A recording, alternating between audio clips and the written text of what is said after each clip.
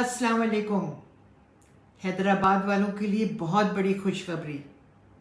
बहुत ज़बरदस्त आर्टिस्ट आपके शहर में आ रहे हैं। क्राउन आर्ट काउंसिल में ईद के दिन से दो दो शो होंगे और इसको प्रोड्यूस डायरेक्ट किया है जाहिद शाह ने। जाहिद वो बंदा है जो मेरे बगैर कोई काम शुरू नहीं करता और मुझे खुशी होती है। जाहिद को बहुत मुबारक हो कि वो इस दफ़ा ईद पे जो ड्रामा कर रहा है वो हैदराबाद में कर रहा है। हैदराबाद में मेरे बहुत अच्छे जानने वाले मेरे परस्तार फैन हैं। मैं उनको पुरजोर कहूँगी कि इस ड्रामे को ज़रूर देखें।